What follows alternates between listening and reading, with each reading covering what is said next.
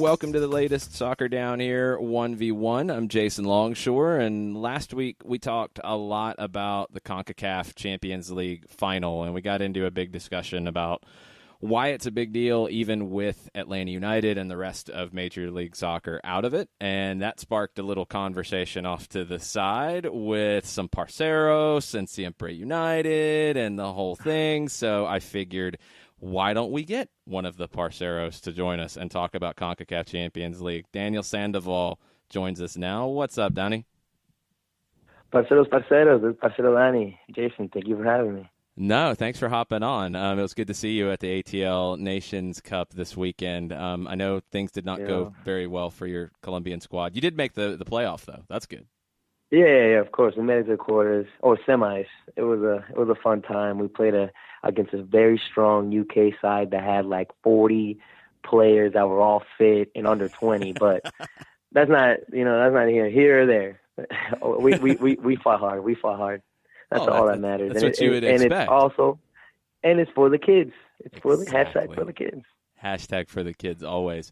So for people who don't know Parceros United and what you guys do, I remember coming across you guys on social media back in 2017 when all of the Atlanta United craziness was getting underway. Just how did the whole thing come together, and then how did you guys partner up with Siempre United on the podcast? Well, everything started back, of course, with the whole just new wave of Atlanta United just taking over the MLS. And I just, as a Colombian, I wear my Colombian sombrero to the game, and I just start hearing Parceros, it's because it's a very traditional Colombian sombrero. And from there on, we decided, hey, why not start something, on Instagram, since we're starting to hear, from a lot of people, and it just kind of took us by surprise, just like I said, just like Atlanta United. And I made it over to the World Cup, and I was able to see how the beautiful game just brings all these cultures together, all these people from different aspects of the world or of life, and that's how Parceros United came across, and that's kind of our goal, just to bring people from, that speak different languages, different cultures, whether you're Native American, like El Parcero Pancake, or you're from Orlando, like El Parcero Nico, we all love the beautiful game, and we all can enjoy this game together. And as far as Siempre United, we always came across them at the tailgates and in the games, and it was just an easy match. Parceros United with Siempre United. For those of you listening, Siempre United is the only Spanish-speaking podcast here in Atlanta that covers Atlanta United and just football in general. And it was just an easy match. We just clicked, and Parceros United joined Siempre, I want to say, at the beginning of the year. So that's kind of how we came together as Parceros United as a whole and Siempre United as a podcast. I love to see all this growth, and I've been involved in Atlanta soccer for 20 plus years now at different things, and I was used to being like the only gringo out at Liga Lawrenceville and Georgia Soccer League and places like that. So it's all second nature to me. It's not for a lot of fans, and I think the Concacaf Champions League kind of falls into that for some people when the MLS teams are out and there's no English language TV this time around. It's all on Yahoo Sports. It can get kind of lost in the shuffle, and this is a great series. Like, if you're a soccer fan, period, this is a great exactly. final. This is the final really that CONCACAF would have wanted. It's the Clásico Regio, it's Monterrey, it's Tigres, and the first leg didn't disappoint. 1-0 Monterrey in Tigres' house. And yes, it's very entertaining. It's so important for soccer itself, not only just the Mexican side, but just the whole continent as a whole. Yeah, I mean, you look at a team like Monterrey, like this is a club that is spending and building talent like any team in the hemisphere. I mean, you could put Monterrey up with Boca, with River, with the top teams out of Brazil, and they can compete. They're built that way. Tigres isn't too far off of that. So They're not. They're really not. Yeah, it's a great story. And the second leg, so let's recap the first leg a little bit for people who forgot, got kind of lost in the shuffle with Champions League and missed out on the first leg. Let's catch everybody up. Pretty even, I thought. I thought Monterrey and Tigres, like, it wasn't really like one team dominated the other, but Monterrey gets that goal on the road, and it's the focal point. It's the figurehead of that team. It's Nicolas Sanchez, who for me is the player of the tournament. Who gets the goal for them. I mean, Monterrey is just deadly on set pieces, and Sanchez is a big part of that. Yeah, I agree. But even then, for some reason, Jason, I felt like what I expected from Tigres, I got from Monterrey. I felt like Monterrey they played like if they were at home. Yes, of course, it's their city, but it's not their stadium. It's not their fan base. And in all lines, Monterrey showed me they just played in unison. They knew they controlled the tempo of the game. They knew when to attack, when to go from the wings, when to counter, and just defensively, just the back line. I mean, I felt like they were just unstoppable. Yeah, this Monterrey team, like, I mean, when we saw them it feels like it's been forever ago. It's been about 2 months ago now when we were down there. The season's been a long one already. When we were down there in Monterrey and then they came to Mercedes-Benz Stadium and trying to explain to people, like, this is not your typical Liga MX side. This is a team that is so complete and so well-rounded and so deep. They aren't afraid of anything. And this is what they were built for, was to go compete in a Concacaf final. What are their weaknesses in your opinion? How does Tigres take advantage in the second leg? Tigres has to go rally behind their big man, which is Guiñá. For those that didn't know, Guiñá is their number 9. They're Joseph Martinez. There's Zlatan Ibrahimovic, and he's very much like Zlatan, just a big body target man that attracts a lot of defensive just pressure, and they have to rally behind him. He just came out of a injury, but you could just see when he came in the first leg that their team, something changed within them in their identity. They started getting closer in Monterrey's third side. So if I were the Tigre, if I was Tuca Ferreira, you gotta use your target man and exploit the wings. Later in the first leg, you saw Luis Quiñones, the Colombian, just this long winger. They pushed him on the right side, and that's when they finally kind of started getting something towards that. The tired legs of the Monterrey, they got to exploit the wings.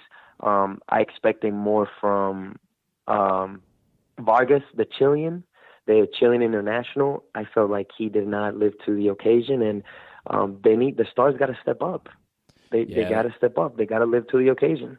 Let's go back to the big man, Guignac. I mean, played 30 minutes, and he's had this knee injury for a while. I believe he's been getting like injections in his knee. It's been really rough for him this year, but he comes on in the final 30 and nearly turned the game. Baravero had to make a big save for Monterrey.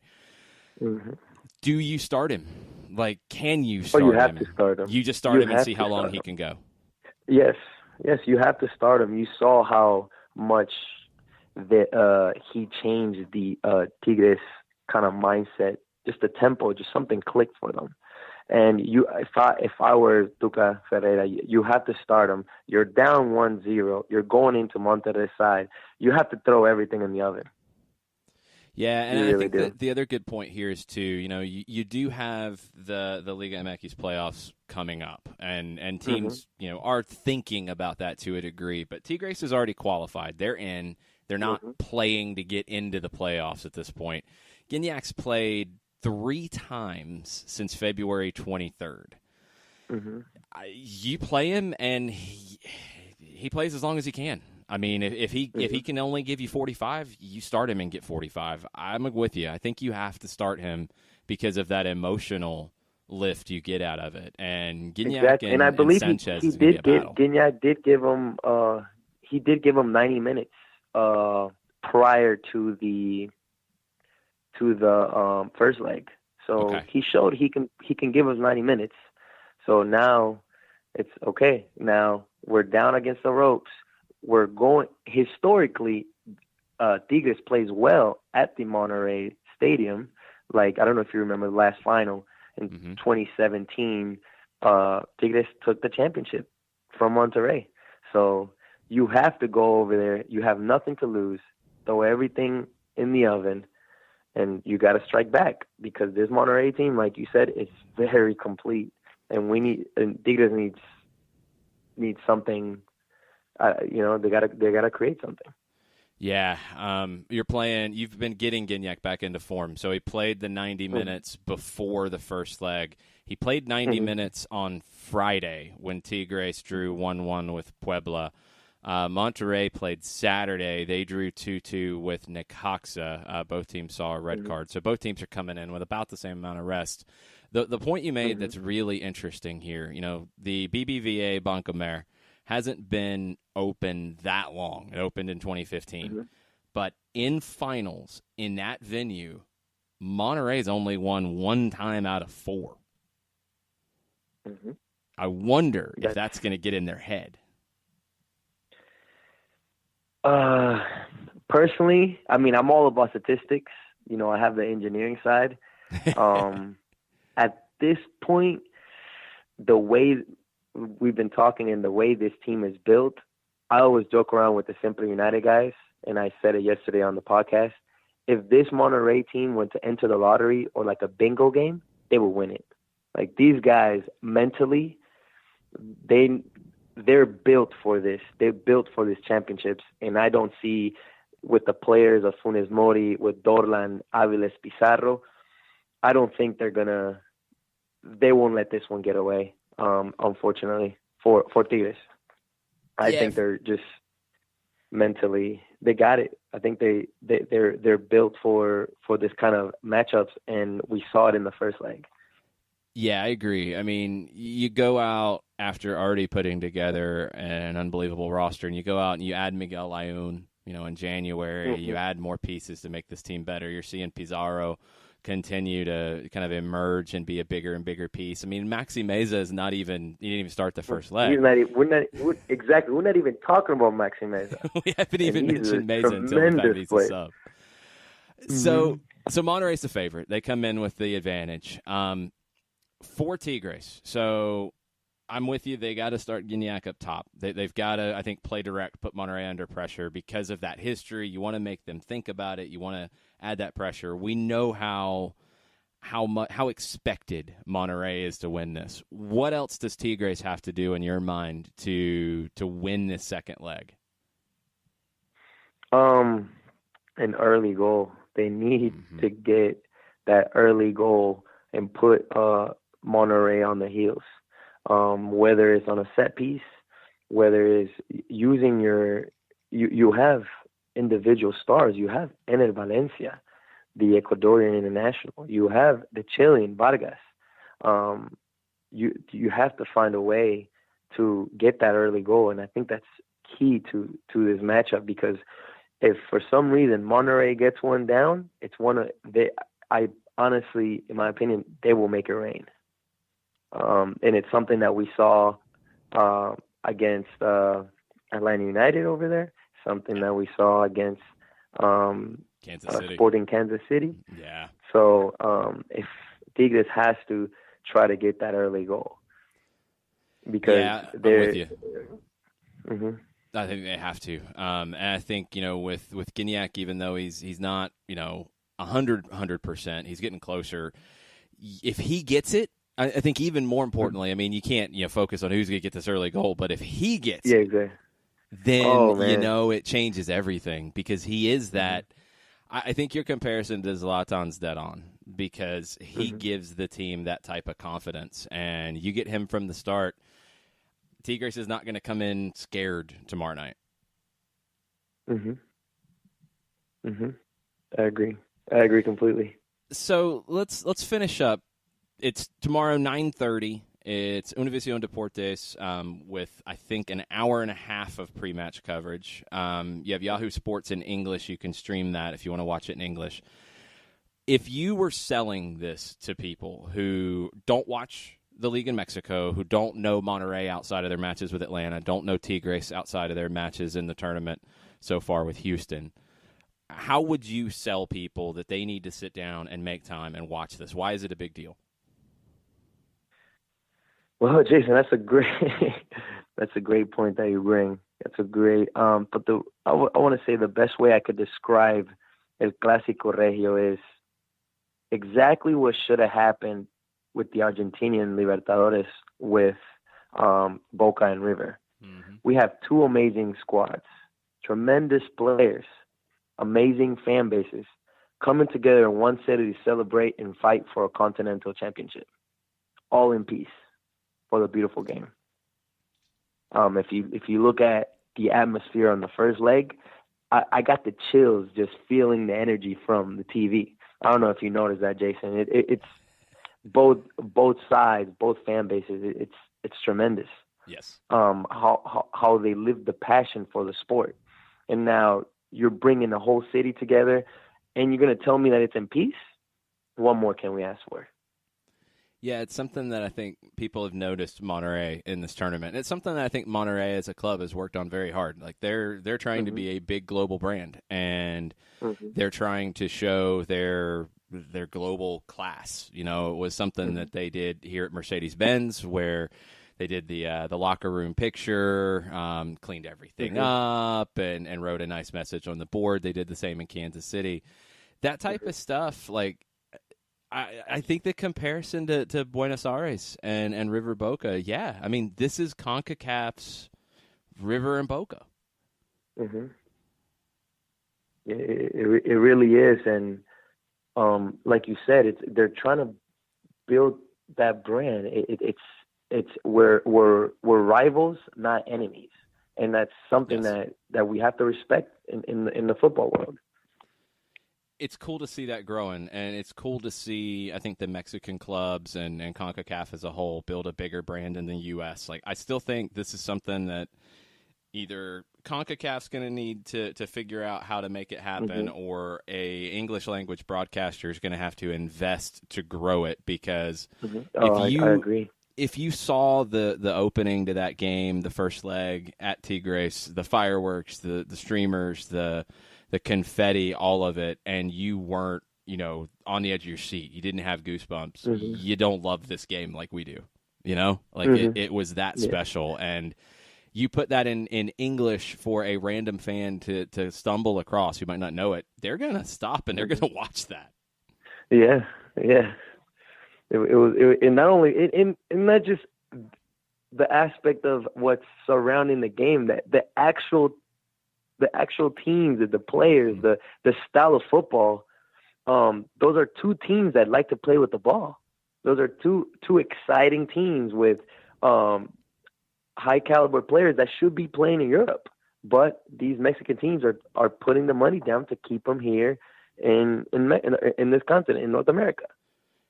It's the measuring stick for where I think we all want to see Atlanta United get to. It's the measuring stick, as a whole, where we want to see MLS get to is Monterrey as Tigres mm-hmm. is a CONCACAF Champions League Final, and to play it in this type of fashion, that rivalry, that passion, that quality, all of it. This is where we want to see Atlanta United in a year, in 2 years.